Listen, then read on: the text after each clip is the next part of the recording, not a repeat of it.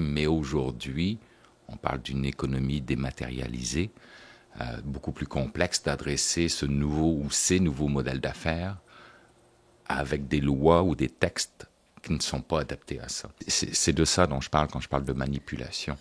C'est pour manipuler une population ou une frange de population importante, il faut véhiculer extrêmement rapidement l'information qu'on a le goût de véhiculer.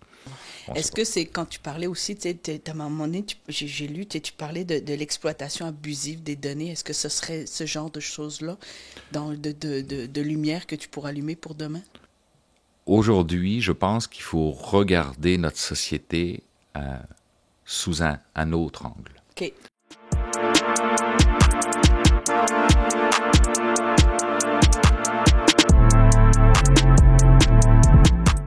Bonjour Stéphane. Bonjour Stéphanie. Écoute, merci beaucoup d'être là. C'est vraiment un honneur pour moi parce que j'ai lu tout ce que tu faisais et pas mal impressionné. Puis j'ai hâte d'échanger avec toi sur justement tous les enjeux de l'intelligence artificielle. Mais avant, je vais faire un peu toutes les réalisations ou tout ce que tu fais dans la vie. Et puis, ben, écoute, on s'entend que tu es vice-président développement des affaires chez Talsom. Exact. Qui est quand même une entreprise qui travaille tout ce qui est en transformation numérique. Exact. Animateur. Oui. On s'entend. Chroniqueur. Oui. Podcasteur. Oui. J'ai vu aussi, en faisant des recherches, que tu es pas mal investi dans tout ce qui est la lutte contre les réchauffements climatiques aussi. Oui, d'une certaine manière, effectivement. Ouais, ouais. hein, c'est des enjeux qui t'intéressent. J'ai vu aussi que tu étais un passionné de jazz. Oui, effectivement. Oui. Oui. Et puis, j'ai beaucoup aimé sur ton LinkedIn, il y a un article sur toi, il met que tu fais 6 pieds 2. Et que c'est vraiment, c'est pour montrer à quel point tu es passionné de tout ce qui est l'intelligence artificielle puis du monde numérique. J'ai bien aimé cette petite précision de ton 6 pieds 2 par rapport à cette grande passion que tu as pour le numérique. Et j'ai adoré ta citation que tu as sur ton LinkedIn. Il y a marqué « Nous ne faisons rien de mieux que ce que nous faisons librement ». Exact. De Montesquieu. Pour moi, c'est important. Oui, de Montesquieu, effectivement. Ouais.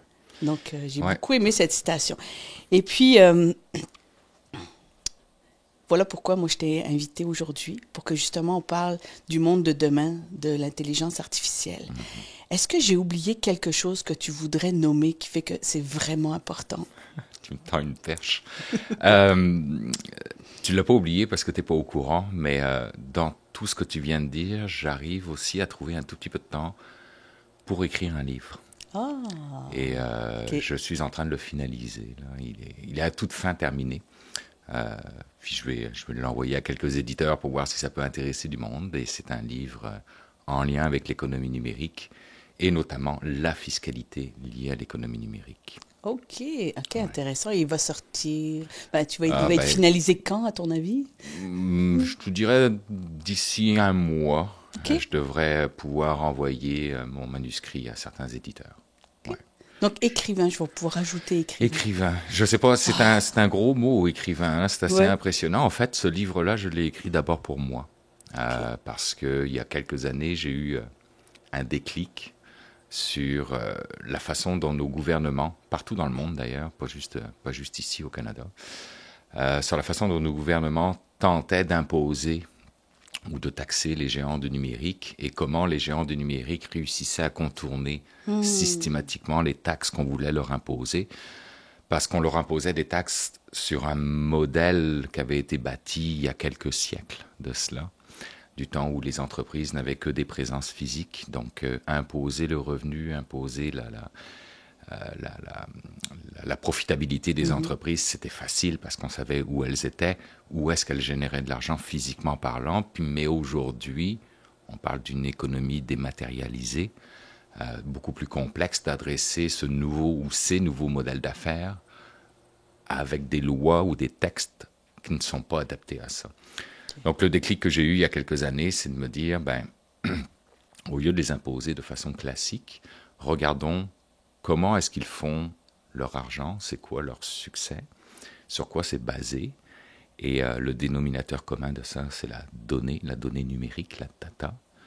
Et le livre porte là-dessus en disant, est-ce qu'on peut imposer ou taxer la donnée Si oui, de quelle manière et jusqu'à quel niveau, en termes de valorisation, de transformation de la donnée, on peut taxer. Parfait. Écoute, justement, on va explorer ce domaine numérique-là. J'imagine un peu. Alors, je vais te poser ma question. Comment peut-on rêver demain, sachant qu'il y a ce raz-de-marée technologique qui est là, numérique qui est là? Ça va être quoi notre demain? Puis comment on peut le rêver d'une façon que notre monde soit meilleur? Là, je te lance cette question-là, elle est très vaste et je te laisse réfléchir à ça, enfin, je te laisse répondre à cette belle question-là. Ben, tu as la vision utopique, tu as la vision dystopique, puis tu as quelque part entre les deux. J'espère qu'on sera quelque part entre les deux et non pas dans le dystopique, en tout cas. Utopique, on s'entend, on peut pas. Ce sont des entreprises privées aujourd'hui, ces géants du numérique-là. Leur capitalisation boursière leur donne un pouvoir démesuré, à tel point qu'aujourd'hui, on les compare même à des États. Okay. Puis quand des présidents ou présidentes d'États veulent faire des rencontres, invitent les CEO de ces entreprises-là à leur table pour discuter des sujets liés à l'État, liés à l'éducation, liés à la santé, etc., etc. Donc leur pouvoir est extrêmement grand, on s'entend. Ce que je peux entrevoir, c'est qu'il y a une prise de conscience aujourd'hui des différents gouvernements à travers le monde, comme quoi il faut donner un cadre à ces géants du numérique-là, un cadre pour qu'on n'aille pas vers justement une dystopie. Mais ce sont des cadres qui ne sont absolument pas évidents à mettre en place. Premièrement, le temps de le mettre en place. Les technologies ont déjà évolué, sont déjà rendues ailleurs. Je prends juste l'exemple de C28, la loi pour les médias, là. Juste le temps d'en discuter, de le mettre en place, etc. Là, c'est déjà désuet. C'est déjà désuet, ça a été mal conçu à la base, etc. Donc ramener ça tout le temps sur la donnée, pour moi, est l'angle qu'il faut prendre systématiquement. Je ne suis pas en train de dire que c'est facile. Là. Je serais aujourd'hui ministre du numérique, que j'aurais des sueurs froides et que j'endormirais certainement pas la nuit. C'est absolument pas évident. Mais ce que je pense, c'est que les gouvernements doivent collaborer beaucoup plus aujourd'hui avec les spécialistes, les experts dans le domaine du numérique. Et on le voit au niveau de l'intelligence artificielle, c'est exactement ce qu'ils sont en train de faire. Les Yoshua Bengio de ce monde sont assis à la table du gouvernement, sont consultés par le gouvernement pour édicter des lois, des cadres, des mesures qui vont faire en sorte qu'on va éviter d'aller vers la dystopie et que les géants du numérique vont mettre en place des garde-fous qui vont nous permettre de ne pas sacrifier nos démocraties. J'ai lu ton article sur les perspectives 2024 que tu as édité en janvier. Puis justement, tu mentionnais que nos démocraties sont à risque justement avec ces géants du numérique ou cette intelligence artificielle. Oui, il y a une certaine manipulation de masse qui est en train de se faire. Il y a une certaine ingénierie sociale qui est en train de se créer. On le connaît, on le sait, il y a les chambres d'écho dans les réseaux sociaux, les chambres d'écho étant des bulles dans lesquelles on enferme le monde. Puis tu retrouves juste des personnes qui pensent comme toi, donc il y a un effet de fil en aiguille où la mayonnaise est en train de monter, positivement ou négativement. Puis on le voit, ce qui s'est passé lors de la défaite de Trump aux dernières élections, avec l'assaut du Capitole, etc. On le voit, les scandales Cambridge Analytica avec Facebook qui ont porté Trump au pouvoir, qui ont fait sortir l'Angleterre de l'Europe avec le Brexit, etc. Toute cette manipulation qui est faite à travers ces chambres d'écho-là sont des dangers. Sont des dangers pour nos démocraties. On est en train de mettre dans des boîtes notre société. Puis c'est absolument pas bon. Une société se bâtit, se construit, évolue sur des visions différentes. Le débat d'idées, l'argumentation, c'est ça qu'on recherche dans une société. Quand tu fais ton souper de Noël en famille avec les beaux-frères et les belles-sœurs, c'est pas vrai que tout le monde est d'accord autour de la table, mais il y a un respect. Il y a personne, ça peut arriver là que il y a des batailles qui commencent à se frapper et tout là. Ou au moins un peu plus. Mais c'est des discussions super intéressantes. Puis il va arriver que tu vas te dire, ok, tu sais quoi, t'as raison, je vais changer d'opinion. c'est pas fou ce que tu me dis, ce que tu viens de m'expliquer quelque chose avec un argument construit, etc. Mais ça, on l'a pas dans les réseaux sociaux, on le perd. Non. C'est blanc ou c'est noir, c'est n'importe quoi ou c'est fantastique. Et ça, nos démocraties vont en souffrir parce que la démocratie, par essence, là, c'est vraiment le débat d'idées. C'est comment tous se respecter avec des opinions différentes dans une société dans laquelle on vit tous. Or, aujourd'hui, si je reviens à ta question sur l'intelligence artificielle, ben, on le voit, les intelligences artificielles génératives sont de plus en plus puissantes. Oui. Génèrent aujourd'hui des vidéos ultra réalistes, avec images, Sora, pour la nommer, des images absolument d'une qualité extraordinaire, enfin d'une qualité confondante. La plupart du temps avec des personnages qui n'existent même pas, mais qui sont plus que ultra réalistes. Sauf que si tu ramènes ça, ce qu'on appelle les deepfakes, là, si tu ramènes ça, puis que tu fais une vidéo de Donald Trump et de Vladimir Poutine qui discutent ensemble sur un sujet, il y a un bon nombre de la population qui vont croire que c'est vrai, alors que c'est un deepfake, c'est l'intelligence artificielle générative qui a généré ça. Donc, certaines personnes malveillantes pourraient manipuler l'information très facilement à travers les réseaux sociaux. Puis on le sait que tout ce qui est négatif se propage beaucoup plus rapidement que tout ce qui est positif. Donc ça va nous donner quoi? Là, l'année 2024, c'est une année où la moitié de la population terrestre s'en va en élection, s'en va c'est ça que voter. Tu mentionnais. Les plus grands pays s'en vont en vote. Ouais. Des pays qui représentent plus de 50% du PIB mondial, donc c'est une puissance économique extrêmement forte. Qu'est-ce que ça va donner? Qu'est-ce que ça va donner à travers les réseaux sociaux aujourd'hui avec les deepfakes, avec l'intelligence artificielle qui peut faire dire absolument n'importe quoi à n'importe qui? Puis on le voit présentement aux États-Unis, ils votent des lois pour empêcher ça. Ils votent des lois pour qu'on réussisse à détecter si c'est une intelligence artificielle ou si c'est une vraie vidéo. Ce qu'ils appellent, je ne me rappelle plus le terme exact, mais ils mettent un pixel dans l'image qui dit, en fait, ils vont obliger que toute vidéo générée par l'intelligence artificielle soit étiquetée. C'est un tag, un tatouage, un tatouage numérique, c'est comme ça qu'ils l'appellent. Le tatouage numérique, c'est un pixel qui va dire « je suis une intelligence artificielle ». Indétectable, évidemment, à l'œil humain, un pixel, on s'entend, c'est tellement petit que c'est indétectable. Donc on le voit, les gouvernements ont pris conscience de ça, probablement en partie grâce aux médias qui en parlent aussi de plus en plus. Donc il se peut qu'on évite un dommage collatéral lié à l'intelligence artificielle manipulée par des gens malveillants. Il se peut qu'on l'évite, mais il se peut qu'on ne l'évite pas aussi. On verra ce que ça donne. Mais donc, il faudrait que les lois, mais est-ce que les lois, comme tu dis, ne sont pas votées assez rapidement? Est-ce que tous les pays sont dotés de ce genre de loi-là? Non, ce ne sont pas tous les pays. Les lois sont un peu plus réactives aujourd'hui, parce qu'elles ont compris, les gouvernements ont compris que la technologie évolue extrêmement vite. Donc ils sont capables de se tourner sur une scène. Sauf que la technologie évolue quand même plus vite. Donc, même si la loi arrive très, très, très vite, il y a probablement une voie de contournement qui va être prise par la technologie.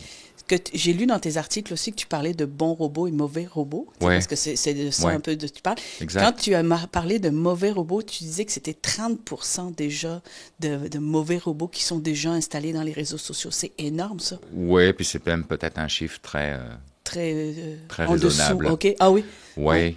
Il y a vraiment énormément de robots qui génèrent du contenu sur Internet. Oui. Puis, tu as des robots bienveillants, puis tu as des robots malveillants, puis malheureusement, les robots malveillants sont en plus grand nombre. C'est de ça dont je parle quand je parle de manipulation. C'est pour manipuler une population ou une frange de population importante, il faut véhiculer extrêmement rapidement l'information qu'on a le goût de véhiculer. Parce que cette information-là va se répandre. Mais pour qu'elle se répande, en arrière de ça, c'est des robots. C'est des robots qui le font, qui la génèrent, puis qui la répandent. Donc oui, malheureusement, à un moment donné, il va falloir qu'on arrive à créer un Internet humain, pour les humains, par les humains. Ça, j'aimerais ça que tu m'en parles. Mais c'est drôle, pareil, parce que à l'origine, c'était ça, Internet. Là, mais oui, c'est l'échange d'informations. C'est de l'échange d'informations, c'est du social, ça ne s'appelle pas des réseaux sociaux pour rien, là. Et dans la réalité, on s'aperçoit aujourd'hui que 30% de tout ce qu'on retrouve sur Internet est généré par des robots. conversationnels, des robots, peu importe quoi. Jusqu'à quel point est-ce qu'on est capable de revenir en arrière, de créer un Internet pour les humains? Je ne le sais pas. Peux-tu m'expliquer c'est quoi un Internet pour les humains? Ça serait quoi? Ben, ça serait un Internet qui serait beaucoup plus contrôlé. Un Internet plus humain ou réservé aux humains, c'est un Internet où les robots vont exister. Ça, on pourra jamais les empêcher, mais un Internet réservé aux humains, c'est un Internet où les robots sont encadrés par les humains et ne sont pas laissés à eux-mêmes pour générer justement des fausses, mauvaises nouvelles. L'idée en arrière de ça, c'est de retrouver l'essence même d'Internet, à savoir la socialisation entre les humains. Et je vais te donner un exemple. Quand tu vas sur ton Facebook, je ne sais pas si tu as remarqué, mais Facebook ne te publie plus du tout, ne te pousse pas dans ton mur ce que tes amis ont mis. Moi, là, Facebook, il faut que je scrolle longtemps avant de trouver quelque chose qu'un de mes amis Facebook a publié. Tout ce que j'ai avant, là, c'est de la publicité, c'est des articles qui pourraient m'intéresser parce qu'ils m'ont profilé, etc. Un Internet réservé aux humains, c'est, regarde, laisse-moi voir d'abord ce que mes amis ont posté. Je suis sur Facebook, j'ai des amis, c'est pour voir ce qu'ils font. Donc, c'est ça, un Internet humain, c'est revenir à l'essence au début. Facebook, au début, là, c'était ça. Là. Tu voyais tout ce que tu... Puis après, la publicité a commencé à apparaître parce qu'ils ont réussi à cibler, etc. Mais aujourd'hui, je n'ai plus que ça. C'est que de la publicité, c'est que du sponsoring Et ça, en même temps, c'est parce qu'ils ont beaucoup de data de toi? Ben, beaucoup, tu dis. Ils ont toute la donnée. Ils ont tout capté. Plus que ça, aujourd'hui, on est en train de se parler, ils le savent. Puis probablement qu'ils savent de quoi est-ce qu'on est en train de parler. OK. Donc, ils croisent l'ensemble des données. On laisse des traces de nos comportements sur Internet, que ce soit sur le cellulaire, parce que le cellulaire nous suit tout le temps. Donc, ils savent de où je suis parti, où je suis venu aujourd'hui, qui je rencontre, qu'est-ce que je suis en train de dire, le pourquoi. Puis, ils vont pouvoir tracer ça quand tu vas publier ce podcast-là. Ils vont faire des regroupements, etc., etc. C'est... on appelle ça les données comportementales. Ils utilisent tes données comportementales pour mieux te cibler. Au passage, moi, je trouve ça super positif. C'est extraordinaire de pouvoir faire ça. Moi, j'ai le goût qui me pousse l'information qui m'intéresse. Mais j'ai pas le goût qui m'enferme uniquement dans cette information-là. Moi, ce que j'aimerais, c'est de dire, ça t'intéresse, mais ça aussi, ça pourrait peut-être t'intéresser parce que ça va à l'encontre de ce que tu penses. Ouais, ça va demander quand même une réflexion en arrière, une autre façon de fonctionner. Ils sont capables, technologiquement, ils sont capables. Ils sont capables de le faire? Ben, ils sont tout à fait capables. S'ils sont capables de me pousser de l'information que j'aime, ils sont capables de me pousser de l'information que j'aime pas. Ouais, l'enjeu, c'est qu'est-ce que toi, tu as envie qu'on te pousse une information que tu n'aimes pas? Ben, il faut le comprendre, pourquoi est-ce qu'ils poussent une information que tu n'aimes pas. Mais je reviens encore au tout début de l'enregistrement. Je disais que notre société a besoin de débats d'idées. Un débat d'idées, ça se fait sur des idées complètement différentes, voire opposées, diamétralement opposées. C'est la seule façon de grandir. Or, ça, nos plateformes, nos réseaux sociaux nous l'offrent absolument plus. Ben ça, c'est tout l'enjeu de rester dans une pensée binaire, puis là, d'accéder à une pensée complexe. Exact. Donc, est-ce que maintenant le numérique a une vocation de développer ta pensée complexe, puis de développer ta pensée critique? Ça serait un beau débat à voir. Ça serait un super beau débat. Puis comme on s'en va tranquillement pas vite vers l'informatique quantique, où là, c'est complètement différent, ce n'est plus binaire. C'est peut-être 1, mais peut-être pas non plus. C'est peut-être 0, mais peut-être pas non plus. Le quantique va apporter un modèle très difficile à appréhender aujourd'hui, au passage, là, mais va nous apporter cette dimension supplémentaire OK, mais peut-être que oui, peut-être que non. Il y a un débat autour de cette idée-là, etc. C'est comme ça que fonctionne le quantique, là. Les notions de superposition, etc. Ce qui permet de décupler les possibilités de calcul beaucoup plus rapides et beaucoup plus puissants. Peux-tu juste développer, justement, c'est quoi le numérique quantique? Ben, je vais vous ramener sur le premier épisode de la sixième saison de Black Mirror. OK. Absolument fantastique. Moi, je l'ai regardé, cet épisode. Moi, je les ai tous regardés, bien évidemment, avec Salma Hayek, où tu as un personnage qui, le soir, s'installe devant sa télévision, puis regarde Netflix, mais Netflix n'est pas nommé, là, ça s'appelle autrement dans la série. Et l'épisode qui s'appelle « Joanne est affreuse », qu'elle regarde, c'est exactement ce qui vient de se passer dans sa journée. C'est elle qui est mise en scène dans l'épisode sur ce qui vient de se passer, quasiment en temps réel dans sa journée. OK. Ouf. Et plus l'épisode avance, plus le temps réel se rapproche, elle parle à son mari qui est assis à côté d'elle, et en temps réel, dans l'épisode, l'actrice parle à son mari qui est assis sur le canapé. Puis ça, c'est, vous savez, le phénomène de télédéportation dont on rêve tous, là, qui a été, je ne sais plus, c'est Star Trek qui a vulgarisé ça, là, où on se télédéporte. Ça, le quantique le permet. Pas sur l'être humain, on s'entend, là, mais le permet sur ce qu'ils appellent les qubits. Il y a les bits qui sont binaires, puis tu as les qubits pour le quantique, et permet à deux éléments à distance d'évoluer en parallèle en même temps. Ces deux éléments qui existent à deux places différentes, quelle que soit la distance. Ils existent les deux en même temps. Et l'émission de Black Mirror, est exactement là-dessus. Jusqu'à temps que cette fille-là, pauvre fille qui voit sa vie exposée dans la série Netflix aux yeux de tout le monde, se rebelle contre ça. On s'en va tranquillement pas vite sur la fin de l'épisode où là, on comprend que c'est un ordinateur quantique qui crée seul, de façon artificielle, l'émission. Et là, on comprend que le quantique pourrait amener à un moment donné à ce genre de situation-là. C'est vraiment intéressant. Ouais, mais le quantique est quelque chose de très complexe à appréhender. Ça va contre toute logique humaine. Mais c'est comme la physique quantique, de toute façon, révolutionne la physique classique. C'est ce principe. Donc là, on s'entend c'est exactement ce principe-là. Mais c'est difficile de l'imaginer, c'est difficile de l'expliquer, c'est difficile de le conceptualiser dans notre vie très, très binaire aujourd'hui, là. Mais c'est clair, ça révolutionne notre perception. Je parle ou je parle pas. Mais dans le quantique, il y a peut-être un autre état. Puis ça, c'est pour quand, ça? Ça, c'est pour loin. Aujourd'hui, les ordinateurs quantiques, la grande difficulté, c'est que ce sont des ordinateurs qui sont extrêmement instables et demandent un environnement très, très précis en termes de... Je ne veux pas raconter n'importe quoi parce que je ne suis vraiment pas un spécialiste du quantique, mais en termes de pression atmosphérique, de chaleur, d'exemption de poussière ou quoi que ce soit. Donc, pour l'instant, on n'est pas là. Okay. Mais demain, nous aurons des ordinateurs quantiques à la maison, c'est certain. Là. On ne sait pas encore quel impact ça va avoir sur nous.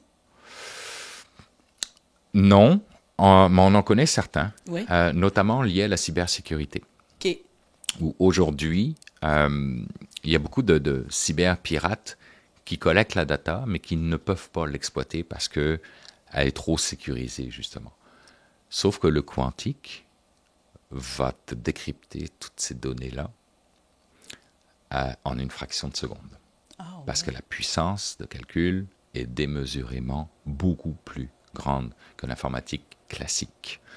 Donc aujourd'hui, tu as plusieurs groupes cyberpirates qui emmagasinent des données pour demain pouvoir les décrypter avec le quantique. Qu'est-ce que ça vaut après, je ne le sais pas. Là. On ne sait pas l'impact que ça va. Est-ce que c'est quand tu parlais aussi, à un moment donné, j'ai lu, tu parlais de l'exploitation abusive des données. Est-ce que ce serait ce genre de choses-là, de lumière que tu pourras allumer pour demain? Non, pas forcément. Okay. Quand je parlais de l'exploitation abusive des données, c'était vraiment lié aux données, à notre vie privée.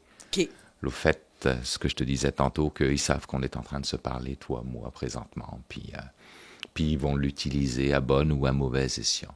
C'est vraiment ça. En fait, si je peux me permettre de revenir sur le livre que je suis en train de finaliser, là. Quand tu regardes l'exploitation qu'ils font de la donnée, là, c'est réellement abusif, dans le sens où ils collectent tellement de données sur nous, là, qu'ils en exploitent probablement que quelques pourcentages. À quoi ça sert d'utiliser, de collecter autant de données, alors qu'on le sait que ça, ils construisent ce qu'ils appellent des data centers là, pour emmagasiner notre donnée, que cette donnée voyage à travers des tuyaux qui sont mis sous la mer. C'est quoi l'impact pour la flore sous-marine, etc.? A-t-on vraiment besoin de ces gros tuyaux-là pour passer Internet partout dans le monde? A-t-on besoin d'un ensemble de ces satellites-là? Il y a un impact environnemental. Ça, on a beaucoup parlé là de l'impact social, l'impact humain sur nos vies de tous les jours, mais il y a un impact environnemental aussi à collecter autant de données, à sauvegarder puis à valoriser autant de données. Donc, c'est si jamais un jour mon livre sort, puis que je suis pas le seul à réfléchir à ça. Là. Quand j'ai fait mes recherches, mes lectures pour écrire le livre, je suis tombé sur des textes écrits par des gens extrêmement brillants, déposés auprès des gouvernements il y a plus de 10 ans de cela, qui disaient il faut taxer la data, il faut taxer la donnée numérique. Et en taxant cette donnée-là, probablement que les géants des technologies ou les géants numériques vont y réfléchir à 2 fois avant de collecter un volume important. Parce que si la valorisation, ce qui le pain et le beurre, ce qui leur fait gagner de l'argent, là, si la valorisation de la donnée, ils vont établir des retours sur investissement, des KPI par rapport à ça. Si cette valorisation de la donnée ne vaut pas ce qu'ils payent en impôts sur la data, ben, ils vont diminuer la collecte de la data. Et en diminuant la collecte de la data, vont diminuer l'empreinte environnementale numérique. Pour moi, c'est cette logique-là. Puis en diminuant la collecte de la data sur nos vies privées, sur qui nous sommes, ben, on va automatiquement préserver un peu plus d'intimité par rapport à qui on est. Donc toi, une des solutions, ce serait de taxer les données, la collecte de données. Oui, je pense. Ça mettrait un cadre à...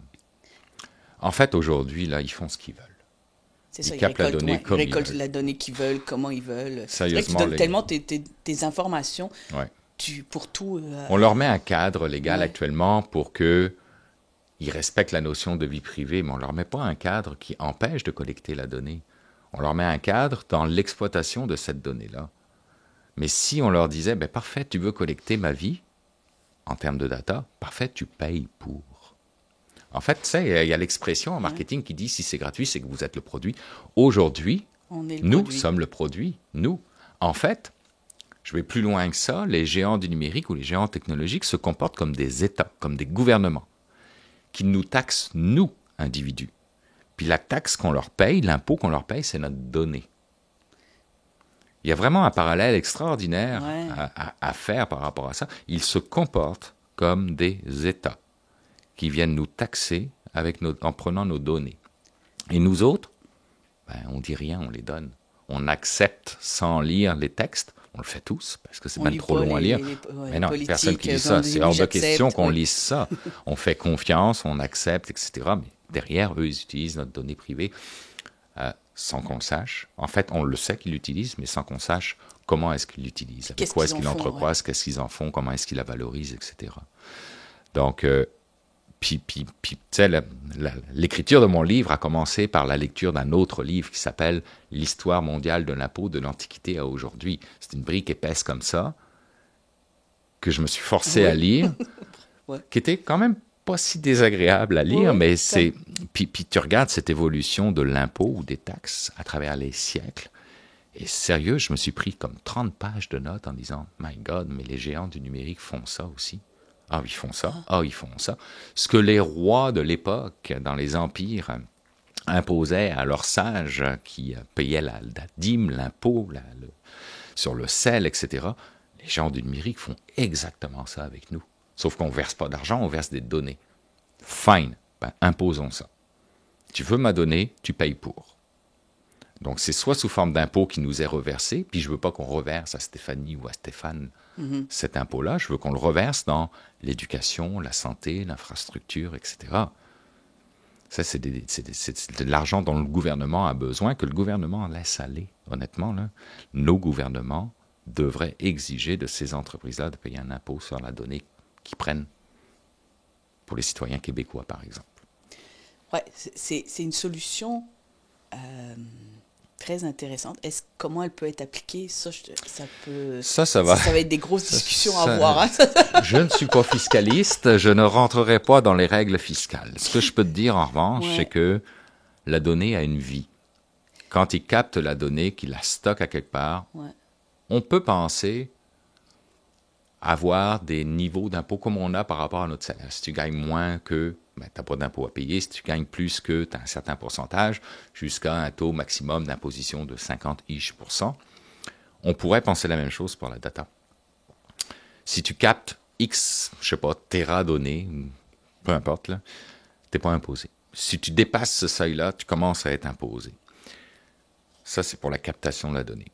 Ensuite, le transport de la donnée. Tu peux être imposé. Si tu transportes, si tu fais aller dans ces tuyaux sous-marins, justement, tant de téra données de data, tu es imposé. Ensuite, sur la transformation. Qu'est-ce que tu fais avec la donnée? Plus tu la transformes, plus tu peux être imposé. Ouais. Ensuite, sur la valorisation. Et c'est là où tu peux imposer un maximum, parce que c'est là qu'ils gagnent de l'argent. La revente de plus tu valorises la donnée, en l'entrecroisant avec plein d'autres données, là, plus ils gagnent de l'argent. Plus leur valorisation boursière à eux s'élève. Parfait. Taxons fortement la valorisation de la donnée. Okay. Ils vont s'y retrouver de toute façon. Là. Donc les fiscalistes, je vais les inviter, moi, à travers le livre, de regarder, OK, parfait. Une fois qu'on sait tout ça, une fois qu'on connaît le chemin que parcourt une donnée, qu'est-ce qu'on peut faire à chaque étape de ce parcours-là pour aller chercher un peu de valeur à redistribuer à notre société, pour que notre société soit plus inclusive, plus éthique, plus respectueuse de l'environnement, etc. Aller vers une meilleure société, une société plus juste, mieux répartie. Parce qu'aujourd'hui, là, on s'entend qu'on est géré par une poignée d'entreprises. C'est géant. Les inégalités s'augmentent encore plus. Oui. Et si tu te déplaces en Asie, que tu t'en vas en Chine, les inégalités, c'est poussé à l'extrême. Là. Le contrat social en Chine, la surveillance par détection faciale, etc. Là, c'est poussé à l'extrême. On ne veut pas d'une société comme ça en Occident. Là. C'est hors de question. Mais qu'est-ce qui empêche les géants maintenant de faire ça, là? Puis en échange, ils nous sortent des super services. Puis ils nous font croire, à travers leur narratif, que c'est totalement indispensable à nos vies d'aujourd'hui. Et sans Facebook, que sommes-nous? Sérieusement, là, leur narratif est ultra puissant, ultra bien huilé, très, très, très précis. Ils nous font vraiment croire que si tu me donnes ta donnée gratuitement, là, tu vas en profiter parce que je te rends un service dont tu ne peux absolument plus te passer. Ils ont créé un besoin. Pense à Google Maps, pense à Waze. Ouais, on ne se déplace plus sans ces outils-là. C'est à la limite, pour retourner à la maison, on met l'outil. Tu connais le chemin pour aller chez toi en ton travail. Là, Waze va te faire gagner 1 minute, 23 secondes, parce qu'il va te faire prendre un autre chemin. Sérieusement, a-t-on vraiment besoin de ça? Là? Ben, il te faut croire que oui. Puis pendant ce temps-là, ils captent ta donnée. Ils savent à quelle heure tu es parti du bureau. Ils savent si tu es le premier ou le dernier de tes collègues à être parti du bureau. Ça pourrait être bon pour les patrons, ça. Ouais, mais c'est ça qu'on veut pas. C'est ça qu'on veut pas. Le contrôle. Ouais. Parfait. J'entends beaucoup dans tes solutions, là, c'est qu'on pourrait apporter pour le monde de demain face à l'intelligence, en tout cas, ce raz-de-marée numérique qu'on pourrait nommer. J'ai retenu quand même, travailler l'esprit critique. Tu sais, ça, c'est un enjeu aussi parce que éviter le binaire, là, de comment développer. Puis je le vois apparaître de plus en plus. Hein, il y a des formations qui sont là-dessus. Je vois apparaître de plus en plus des podcasts pour développer cet esprit critique-là. Est-ce que c'est une vraie ou une mauvaise? Est-ce que c'est une vraie information ou une fausse information? Donc ça, moi, je retiens cette information-là que tu nommes. Je retiens aussi taxer les données. Donc ça, c'est comme une solution, on va dire, fiscale, qui pourrait être éviter d'avoir ces géants du numérique qui prennent du pouvoir. Je retiens aussi tout ce qui fait, faisons attention par rapport à nos enjeux démocratiques aussi, tout l'impact de cette désinformation-là et cette création de l'Internet humaine que tu parles. Soyons conscients d'eux. Ouais. Tu sais, j'aime ça, là, cette idée de l'Internet humaine. J'avais jamais pensé à ce vocabulaire-là, mais très intéressant. Ça, c'est les solutions que j'ai retenues. Est-ce que ça rejoint un peu ce que tu as mentionné? Oui, absolument. Ben, j'en ajouterai une en revanche. Aujourd'hui, je pense qu'il faut regarder notre société sous un autre angle. OK. L'économie numérique est une économie, premièrement, elle a rattrapé l'économie traditionnelle, puis est en voie de la dépasser en termes de volume, de puissance, etc. Moi, je pense que on ne peut plus regarder avec la même paire de lunettes cette économie-là. Puis il faut que nos États, nos gouvernements, nos législateurs commencent à regarder cette économie-là de la même façon que l'économie existe. Ils sont venus, excuse-moi l'anglicisme, j'ai pas le mot en français, mais disrupter nos modèles. En disruptant nos modèles sont devenus caducs. Est-ce qu'on est capable, nous, de regarder avec un angle disruptif aussi quel modèle on pourrait appliquer à ces géants-là, à ces entreprises-là? Donc, ils sont venus nous dire, ce que vous aviez bâti dans les derniers siècles, nous, on s'en fiche royalement, on fait à notre façon, puis notre façon, c'est ça. On impose une nouvelle façon. On impose une nouvelle façon. En imposant une nouvelle façon, ils contournent absolument tout, ils s'échappent à tout. Est-ce qu'on est capable de se dire, OK, parfait, on va prendre la même posture. Nous aussi, on va être innovants. Nous aussi, on va être disruptifs. Puis on va regarder la fiscalité, le droit, le légal, autrement. À la façon de la Silicon Valley. OK, intéressant. Puis, c'est un changement de paradigme qui va être très difficile à mettre en place parce que on a un legacy qui est énorme en termes de légal. Est-ce que c'est là où, quand tu parlais de créer un ministre du numérique, oui. Ça pourrait être ça, un oui. ministère du numérique? En fait, je suis très intéressant. Oui, mais non. Je suis pas sûr qu'il faut créer un ministère. Un ministère, c'est pas mal monolithique. OK. Ça bouge pas, c'est pas agile, puis c'est vertical. OK. Je pense que le numérique, il est transversal, c'est dématérialisé, là, ça touche tout. Je pense qu'il serait beaucoup plus pertinent de créer quelque chose d'interministère, quelque chose de très horizontal, qui serait, comme ça existe dans d'autres pays, la France, pour pas la nommer, là, qui serait le Conseil national du numérique, par exemple. Yes. Ou, tu sais, on a Revenu Québec, hein. Revenu Québec, c'est pour tout le monde, hein. C'est complètement horizontal. On n'a pas le ministère du Revenu. On a l'agence qui s'appelle Revenu Québec. Pourquoi ne pas créer une agence du numérique? Ah, intéressant. Ouais, pour tout le monde. Tout le monde. Pour permettre de revoir les lois, pour permettre de revoir toute l'approche liée au numérique. Moi, je pense que la solution, elle est plus là. Donc, le ministère du numérique, non, j'ai un peu plus de mal à y croire. Ça va manquer d'agilité. Ça va être trop un bloc monolithique. Mais une agence... Ouais, oui. On propose ça, on va proposer l'agence du numérique. C'est quasiment ou une société d'État, je ne sais pas, un autre modèle qu'un ministère. Ouais. Parfait. Écoute, c'est quand même quelque chose, je pense, où il va falloir s'arrêter parce que c'est le raz-de-marée 2024, je vais dire, à tout ce qu'on entend. Je pense qu'il ne se passe pas une journée qu'on n'entend pas parler de l'intelligence artificielle, du numérique, de tout ça. Donc, je pense qu'il va falloir encore plus s'arrêter, regarder qu'est-ce qui se passe pour voir l'impact, ne serait-ce que dans nos vies, à nous personnellement, mais dans nos vies aussi professionnelles. On n'a pas abordé non plus, mais tout ce qui est l'intelligence artificielle pour les entreprises ou autres.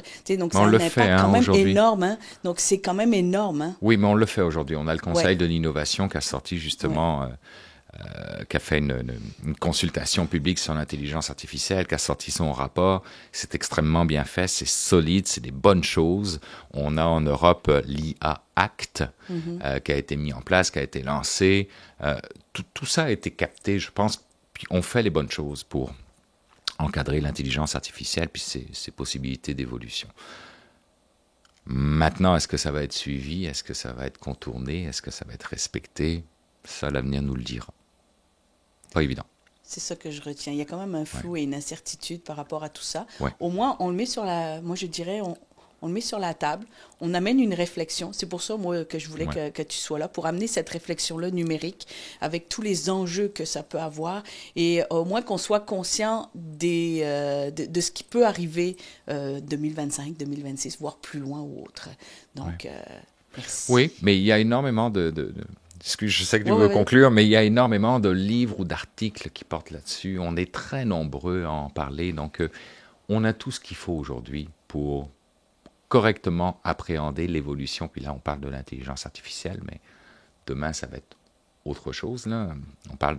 Pour demain, on parle de l'intelligence artificielle générale.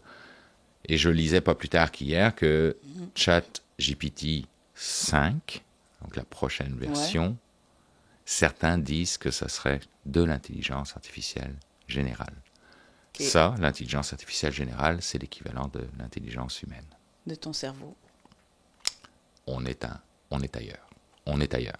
Je sais pas. En fait, j'espère pas que ChatGPT 5 sera de l'intelligence artificielle générale parce que notre société est absolument pas prête pour ça. C'est trop tôt, beaucoup trop tôt. C'est pour ça, je pense qu'il y a beaucoup de choses qui sont faites, effectivement. Je suis pas certaine que tout le monde en a conscience de tout cet impact-là. Non, peut-être. Et c'est là où je pense qu'il faut continuer à en parler, à, entre guillemets, démocratiser l'information par rapport à ça.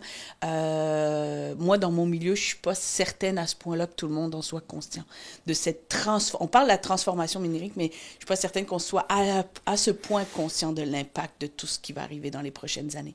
Puis moi, ma réflexion, c'est prenons-en conscience parce que ce qu'on veut, comme toi, c'est un monde meilleur avec tous ces enjeux numériques-là. Oui, exact. Apprenons à vivre avec ça, exact. Puis faisons en sorte que les technologies vivent aussi avec qui on est en tant que société, en tant qu'être humain. Oui, effectivement. Hey, merci beaucoup. Merci à toi, Stéphanie.